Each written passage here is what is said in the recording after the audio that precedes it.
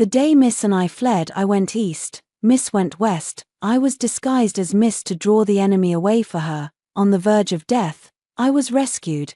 Mrs. Fiancé mistook me for her and took me for Miss. At that time, I was gravely wounded and lost my memory. He was heartbroken and married me to care for me attentively until 5 years later, he brought back a woman covered in scars. That was the young lady. Chiyu thought I had deceived him. He hated me bitterly and sent me to the afterlife with a cup of poisoned wine. When I opened my eyes again, I was back on the day I diverted the enemy for the young lady. I returned her clothes and token, and with a smile instructed, "Head east, and don't look back." The young lady turned back after all. She ran over in a rush, gripping my arm tightly, eyes full of panic. "Tong Yu, will you come with me? I'm scared. You said someone would come to save me. But what if no one does? What if I'm killed on the way?" I frowned slightly. In my past life, it was true that I suffered a great deal before Chiyu rescued me. The image of her returning that day, barely clinging to life, surfaced in my mind. I pressed my lips together and after a long moment nodded. "All right, I'll go with you. 2 people are more conspicuous than one." I pulled the young lady, dodging left and right, being especially careful. As we neared the Medicine King's temple, we were still discovered. I steeled myself, stepped in front of the black-clad men, and shouted at the young lady with all my might, "Run!" 100 meters to the east is the temple of the Medicine King. In my previous life, that's where I met Chiyu. I hope she makes it in time. Before long, I was kicked to the ground, and a cold blade came down toward me. I closed my eyes. I never expected that after living again, I would die so quickly. Fine. Let this repay the young lady's kindness. The anticipated pain didn't come. With a clang, the crisp clash of blades exploded by my ear. I opened my eyes. Chiyu sheathed his sword, glanced at me expressionlessly, and strode straight toward the young lady. The young lady was still trembling from fright, but her eyes shone astonishingly bright as she stared fixedly at Chiyu. "You are Brother Chi of the Chi family." Chiyu looked at her intently. Pain, pity, and joy flickered across his face one after another, as if he were gazing upon a lost treasure found again. His voice was somewhat choked. "It's me. I've come to save you." Receiving a reassuring answer, the young lady finally threw herself into his arms and burst into tears. Chiyu gently patted her back while soothing her in a soft voice. I pressed down on my bleeding arm, looked at the 2 of them holding each other and weeping, then at the black-clad men gradually being subdued, and felt a touch of relief in my eyes. How wonderful. In this life, I owe no one too. Chiyu treats Miss extremely well. Food, clothing, daily needs, consulting doctors and asking about medicine. He personally oversees it all. Everyone knew the young lady was to be the future crown prince's wife, so no one dared show the slightest neglect. The young lady's face flushed. She asked nervously, "Tong Yu, what if they don't allow the crown prince to marry me?"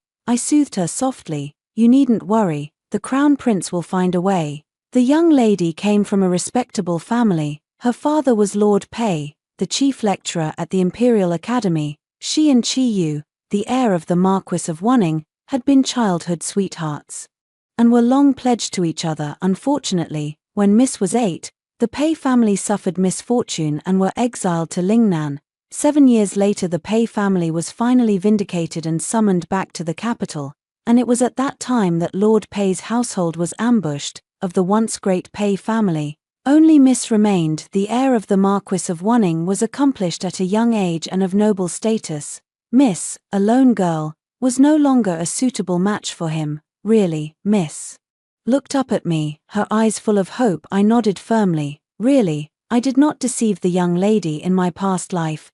Chiyu ignored everyone's objections and overcame all obstacles to marry me. No one understands his deep affection and steadfast loyalty to the young lady better than I do. Just like now, he takes a cloak from the brocade box and drapes it over the young lady himself, asking with a cheerful smile, "Do you like it?" The cloak was jet black with white-tipped fur, both warm and regal.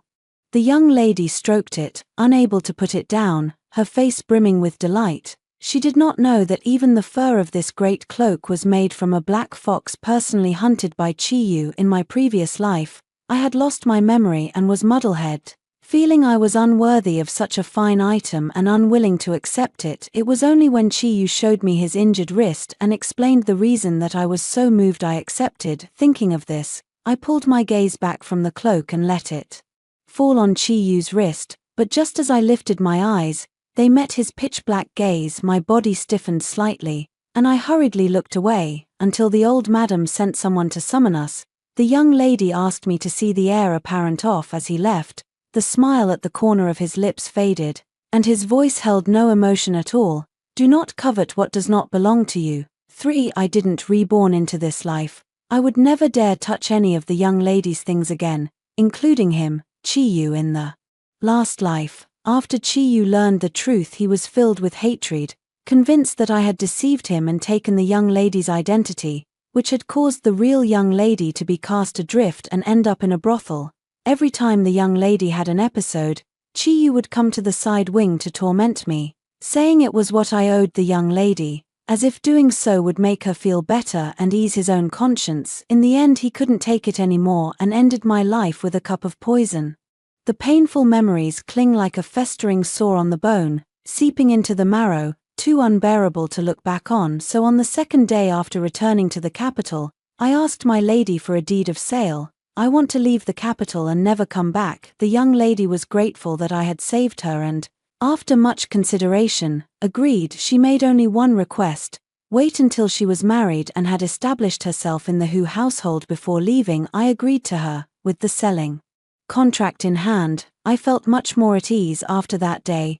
Chi-Yu seemed to have busier affairs and came to see the young lady far less often. The miss, having nothing to do, made soup for the young lord and asked me to take it over. Seeing I was a little hesitant, she pouted. Tong-Yu, now you're the only one I have left. Of all the maids in this house, you're the only one I trust. Among the Mrs. personal maids, besides me, either they were given by the madam or by the old madam, each was pretty and fresh-faced, and all harbored ambitions to climb higher.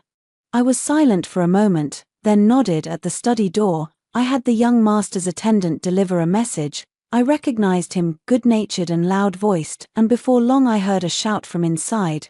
Young master, Miss Tong-Yu has brought you chicken soup. I furrowed my brow slightly. Sure enough, not long after, the attendant scratched his head as he came out. Miss Tong-Yu, the master says he's busy right now. Please wait a moment. I lowered my head and replied, my voice meek and obedient. All right. The soup pot wasn't heavy, but it was hard to hold for long. Before long, my wrist began to ache and a fine sweat appeared on my brow. After waiting about half an hour, someone finally called me in. Below the windowsill, Chi-Yu was trimming a flower branch. Seeing me, he dropped the shears and sneered as he came over.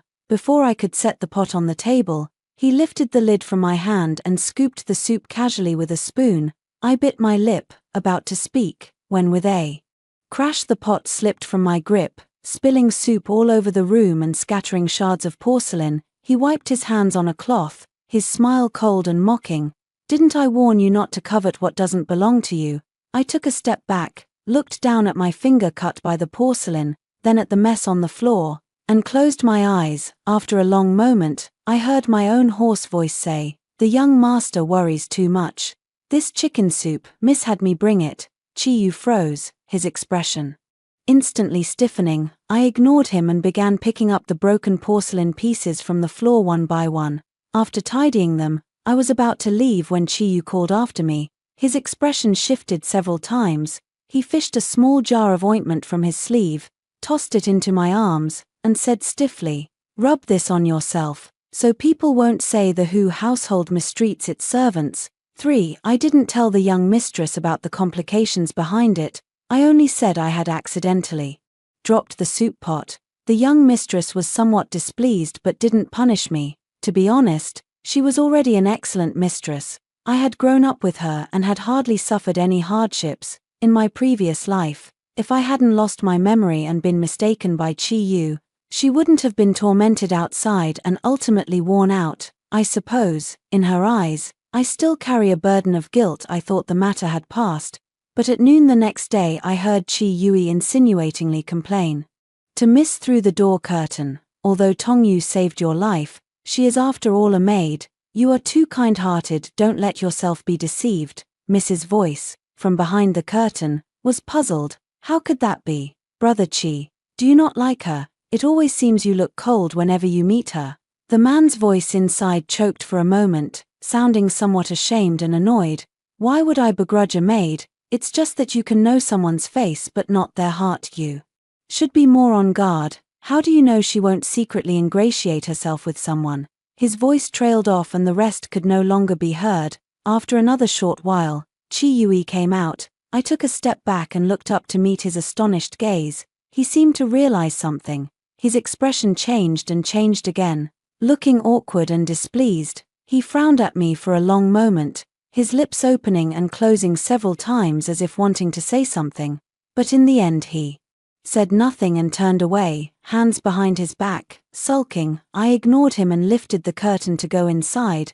This lifetime, I don't intend to have any entanglements with him. How he sees me no longer matters much. A few days later, the miss came to me excitedly. She handed me a portrait and said mysteriously, "A relative of merchants from afar has arrived at the Marquis residence, surname Zhong.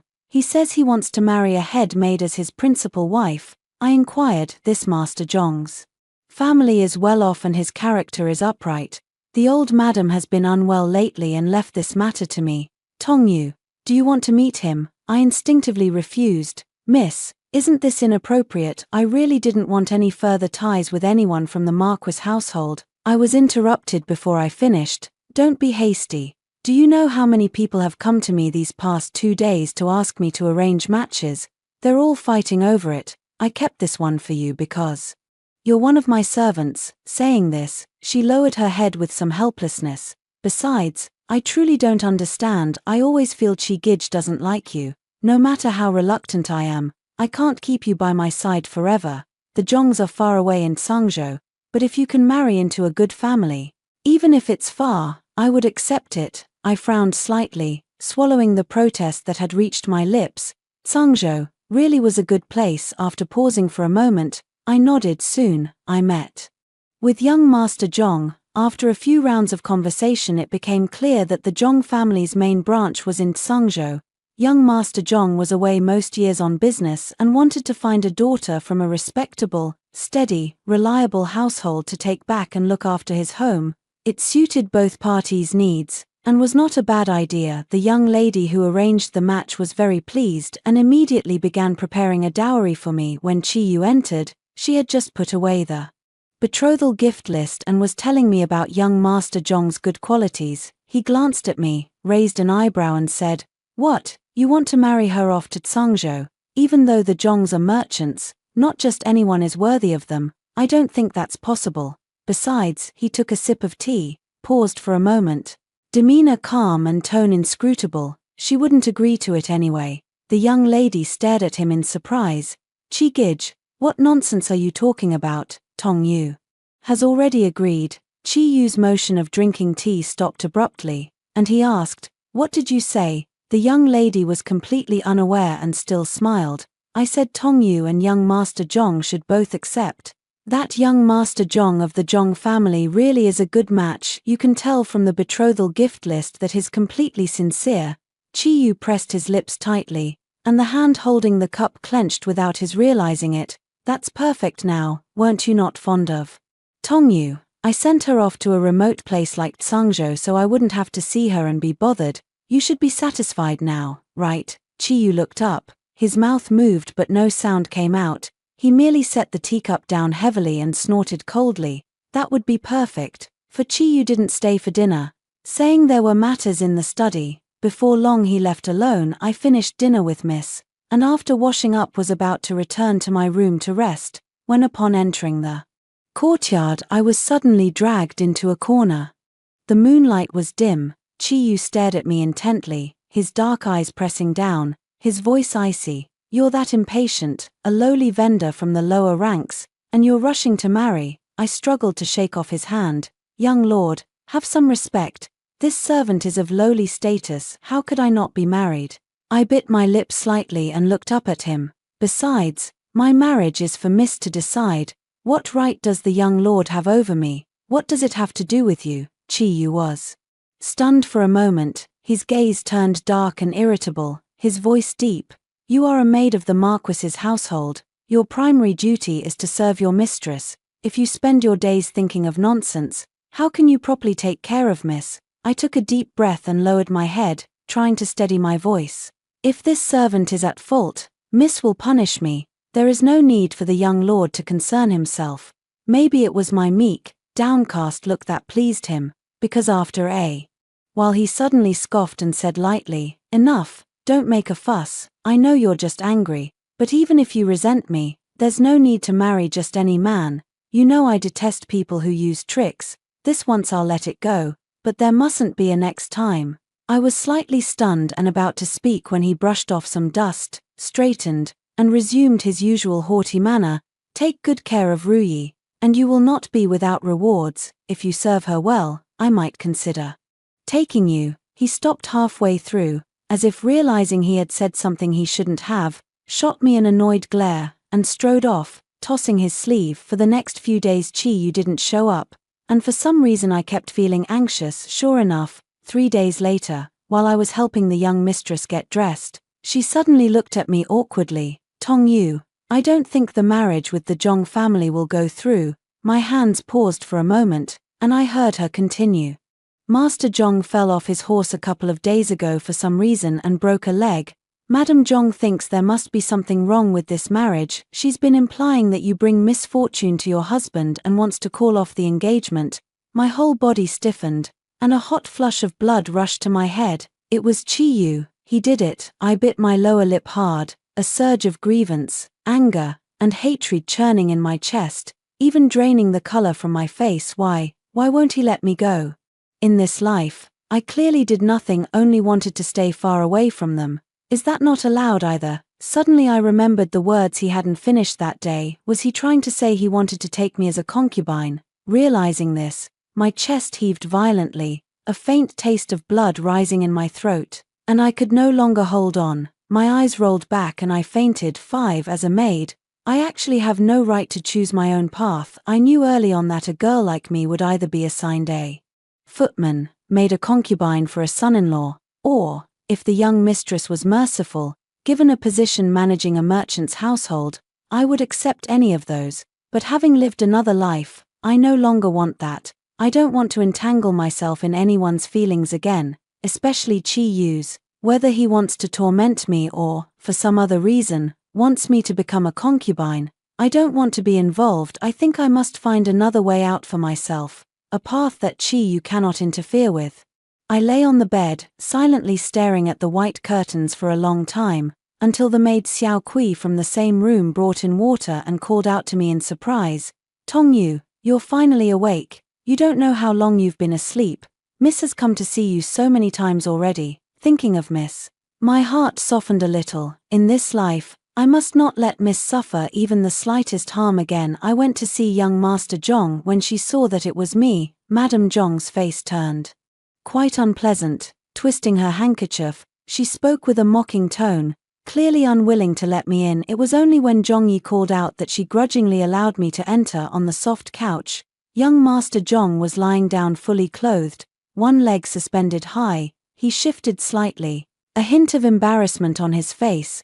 "Please forgive my limited mobility, miss. If you came today to ask about cancelling the engagement," he glanced at me and smiled bitterly, "since the young lady is already betrothed, why trouble people like us? I'm but a commoner. How could I dare to compete with the heir for a person?" I lowered my eyes and quietly clenched my fist. It really was Chi-Yu's doing. However, besides coming today to verify that matter, there is something even more important. I took a deep breath, lifted my eyes to look directly at the man before me, and said, "I came today to ask young Master Zhong for a favor.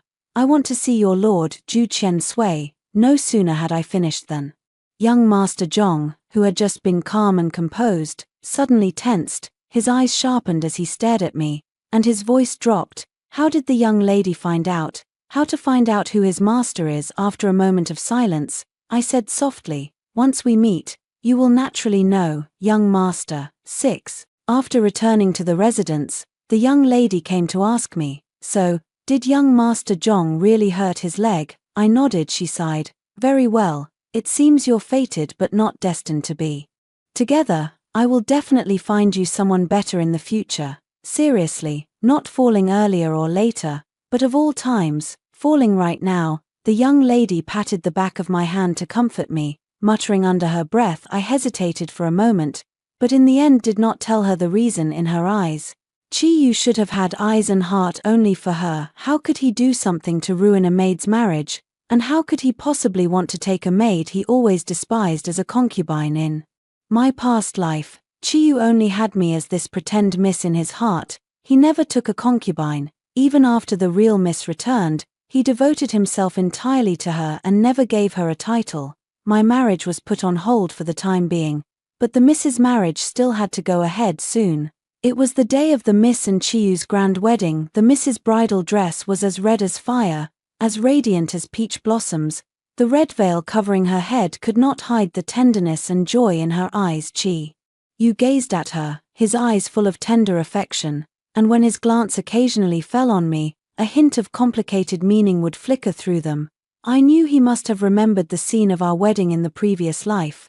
Though it was never spoken aloud, we both knew full well that the other had been reborn too. I turned slightly to the side, avoiding his gaze. I only hope he will treat the young lady well and not let the tragedy of the past life replay, perhaps because they are newlyweds. Chi-Yu was in a good mood, and he was consequently much kinder to me as well. No longer quick to question or sneer at me as before. Just like today, he had specially brought back lotus seed pastries from the east of the city for the young lady, and had also taken an extra plum blossom cake. The young lady was a little surprised. He casually flicked his eyes at me and said, "Then give it to the maid as a treat." Lowering my head, in my previous life he often went out of his way to buy plum blossom cakes for me, but I did not feel happy. Instead I felt somewhat uneasy. Zhong was wondering why that courtier hadn't come to look for me. Just as I was about to go find young Master Zhong to see what was going on, Zhou Qian suddenly came to the residence as a guest. When Miss and I hurried over, he was standing under the plum tree talking with Chi-Yu. Winter was slowly fading, yet he wore a silver fox-colored cloak. His heavy official robes were overlaid with black fur, making his face look as white as frost and snow. I couldn't hear what they were saying, but he had. His eyes narrowed slightly, an ambiguous smile on his lips, and an air of command that exuded authority without anger. Chi-Yu, on the other hand, wore an angry expression, appearing restrained and choked with frustration. This is the favored courtier before the Empress Dowager, the powerful controller Shen, called Zhou Qian Sui. I heard Chi-Yu quietly tell Miss, his tone carrying considerable displeasure. Chi-Yu and he were long-standing political rivals and had never gotten along, something I already knew. Shen Wu slightly lifted and lowered his chin, his gaze sweeping from me to stop on Miss, and he spoke in a low, gentle voice. "This must be Lord Pei's legitimate daughter. The heir is truly fortunate." He admired the flowers a while, grew somewhat weary, and rose to take his leave. Chi-Yu exhaled in relief and was about to see him out, but the ninth lord smiled. "No need for the heir to be so formal. Send a maid to escort me." I stepped forward to show him the way as far as the courtyard gate. Suddenly he turned to look at me, a strange smile playing at his lips. "May I ask why the young lady has taken the trouble to see me?" I stopped and at last looked him over openly. I had heard many rumors about him, that he was the Empress Dowager's lackey, a lowly eunuch, capricious in mood, brutal in method, yet wielding great power, so nobody dared cross him. But such a man, in the past, had died for me. I looked at his pale, delicate features, that face at once strange and familiar, and could no longer hold back. My eyes grew wet and, choking, I called out, "Brother." The figure opposite came to an abrupt halt, his pupils suddenly narrowing sharply. Shen Wu is my elder brother, the kind who shares the same mother and father. When we were young our hometown was flooded, and then we were separated for many years. In my previous life I lost my memory. He was the one who recognized me first. Unfortunately at that time he and Chi-Yu each led their own factions and had already become mortal enemies. He repeatedly tried to keep me by his side, but I feared his reputation and loathed his actions, and step by step pushed him away, even withholding the truth from him for fear that Chi-Yu would grow distant. Later, He probably saw my intentions toward Chi-yu and, finding that Chi-yu treated me very well, gradually let go and stopped making things difficult for me. Later, when I saw him, he was already a corpse. Chi-yu told me that Governor Shun for some reason defected. At the crucial moment, causing a devastating blow to the Empress Dowager's faction, the Empress Dowager flew into a rage and had him executed by Ling Kai. At that time the second prince had already been made crown prince. Chi-yu rose with the tide, succeeding to the title of Marquis Wuho, and his fame was unparalleled. Only long afterwards did I vaguely suspect that Shun Wu's defection was because their plan had endangered the lives of Chi-yu and me, and he had no choice but to burn his boats all. The seeds sown in the previous life passed like drifting smoke. Shun Wu pulled open my sleeve. After touching the red birthmark on my wrist, he went on to turn down my collar. I let him do as he wished until he saw the birthmark on my neck, and at last his trembling fingers brushed my cheek. Those black eyes that were always gloomy and dangerous were now shimmering with moisture. He suddenly pulled me into his arms. His voice choked. "I thought you were dead." I hadn't planned to acknowledge. Him, Shun Wu, in his life, though reduced to a eunuch, lived in great splendor and held absolute power. Only because of me, his own younger sister, constantly restraining him, did he end up beheaded. I don't want to hold him back, don't want him to die for me, and don't want to force him to choose between me and the young mistress. It's just a shame, there is no other way left. I don't want to become Chi-yu's concubine, and I don't want to stay at the Marquis of Wunning's residence before parting. My elder brother gave me a jade pendant and told me to seek Master Zhong if I had the need. No wonder I felt familiar with Zhongyi when I first met him. It was only later that I remembered that during the tense circumstances in the previous life, he had been entrusted by my elder brother to deliver a letter for me. However, in the previous life, when the Zhong family came to request marriage for his wife, I was ill and did not participate, so I was unaware of it. It seems that not everyone in the Zhong family is from Chi-yu. After Shun Wu left, Chi-yu threw quite a temper and kept a gloomy face for days. It wasn't until he heard that Miss was with child that he finally relaxed. Miss's eyes lit up, and she stroked her belly with great delight. Chi-yu stayed by her side, full of tender affection. I stood by the screen watching this scene, a smile at my lips. In my previous life, my injuries were too severe, and I never bore a child. Chi-yu never said anything out loud, but he secretly sought countless doctors and remedies. Now that the young lady is pregnant, he should be the happiest of all. Suddenly, Chi-yu's gaze shifted over and fell on my lower abdomen. He glanced at me, suppressed his smile, and seemed lost in thought. A chill pricked at my heart, and I lowered my head. That evening, I went to beg the young lady. I didn't say much, only told the young lady that my brother from afar wanted to take me home. The young lady asked a few questions, sensed my resolve, and let out a silent sigh. She has now become the crown prince's wife and is pregnant, and has already established herself firmly in the Marquis's residence. She gave me a lot of gold and silver, saying it was to be left to me as a dowry. As she spoke, she grew somewhat melancholy. I comforted her for a while and decided to leave once the child was full term. I didn't expect that the next day the old madam sent 2 maids over, saying the young lady was pregnant and inconvenient to serve, and they should be kept so the crown prince could choose one to present to him.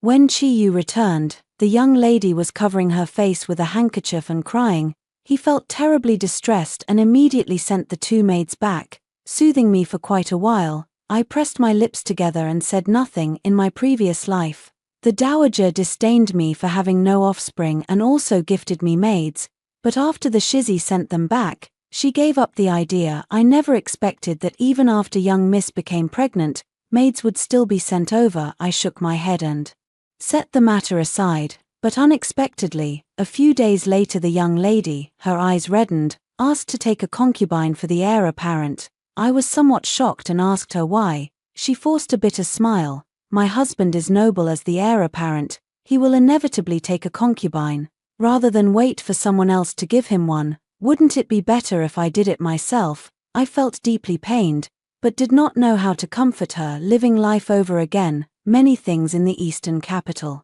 ultimately changed. 9. My lady plans to choose one from her close maids to serve the heir apparent, to become a good concubine. Chiyu did not refuse my lady's proposal. He held the young lady, pressed his forehead to hers and said pityingly, "Rest assured, in my heart you have always been first. No concubine will ever surpass you." After a moment of silence, the young lady asked, "I wonder if my husband has anyone in mind." Chiyu looked up, his gaze lingering on me for an instant, and he said in a calm voice, "Anyone close to you would be good, preferably someone who has always attended to you. Bringing her into the household would also save you a lot of trouble." The young mistress followed his gaze to look at me, held my eye for a moment, silently curled her lips, and said softly, "All right."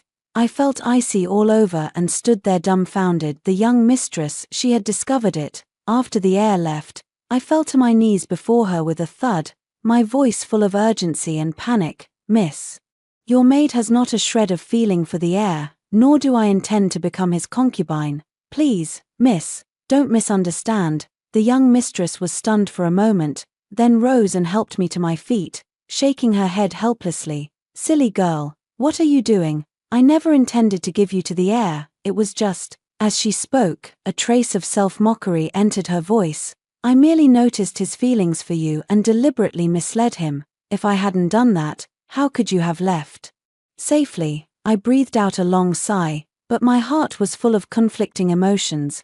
"Miss, when did you find out?" Only then did I understand that the whole concubinage affair had been a scheme set up by Chiyu from the start, unwilling to hurt his wife with his own words. He had the old madam use the pretext of sending a maid. After the girl was sent, the old madam applied pressure openly and covertly, and he secretly sent people to persuade the young mistress to take one of his own, which led to the scene before me. The young mistress was not foolish. After some inquiries, she learned the true reason for taking a concubine and saw through Chiyu's hidden intentions. "I don't know what happened between you that made him think he couldn't live without you, but I can see he is by no means a good man for you, Tongyu. Leave now, and go as far away as you can." The young mistress gripped my hand tightly, her eyes held pain and grievance, but also a greater firmness. I understood.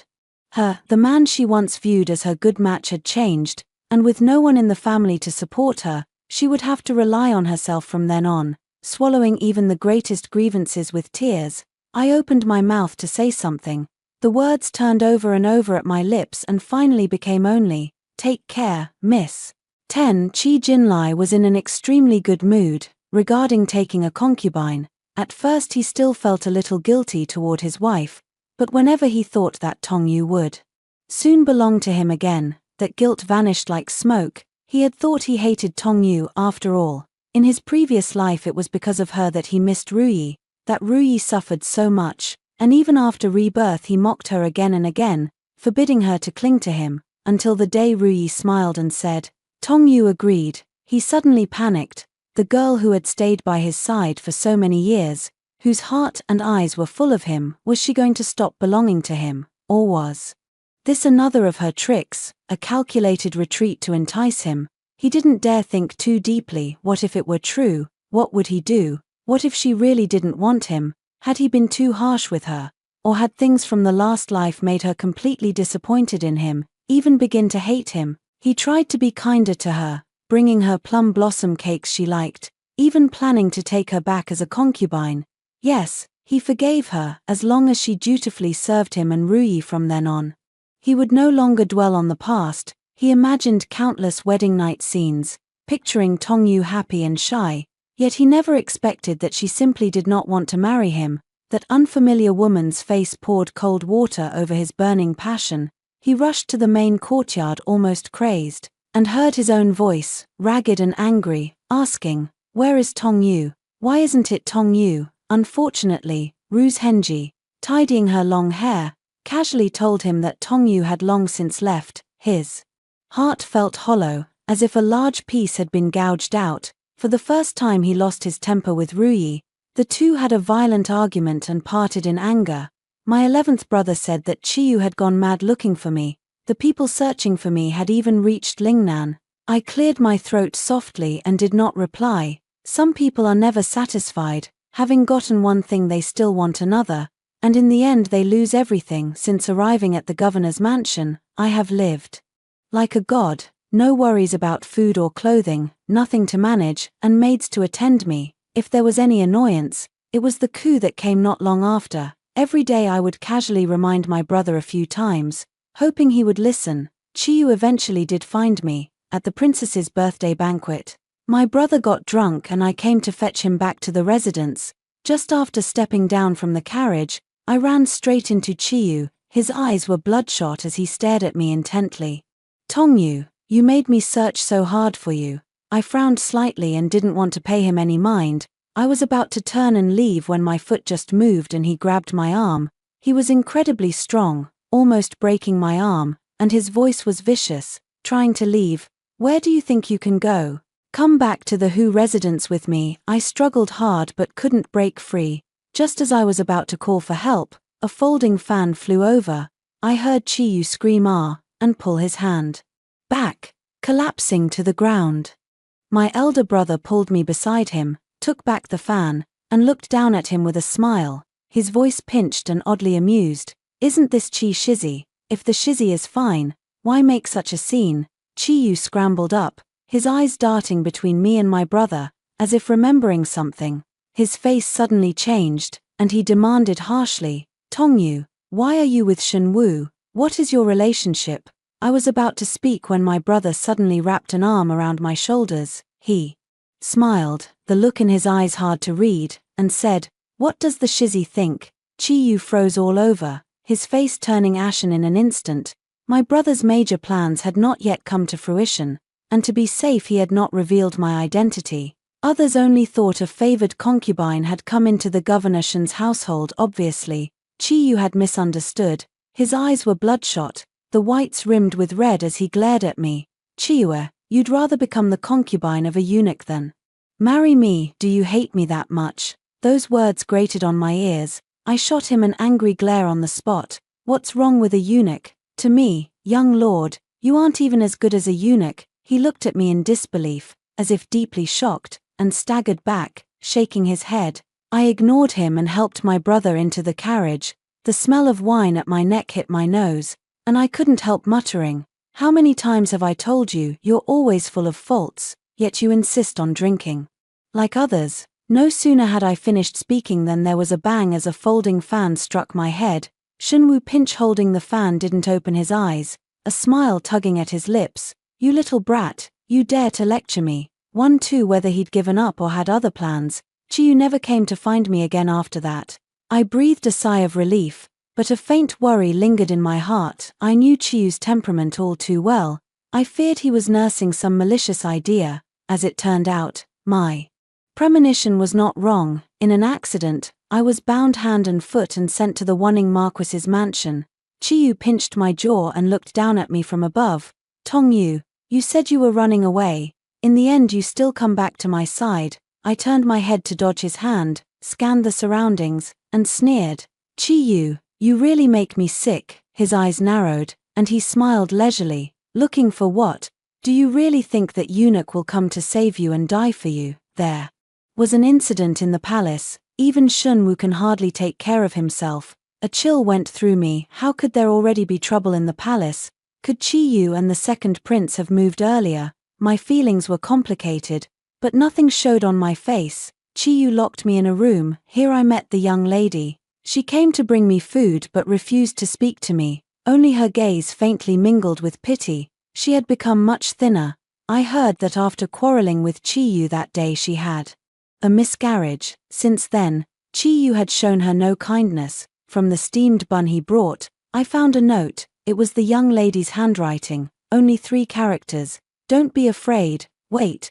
Those 3 short words put my heart at ease considerably. I don't know how long later, Chiyu finally released me. He took me, the young lady, and a troop of black armored guards and marched straight for the palace. All along he was radiant and self-satisfied.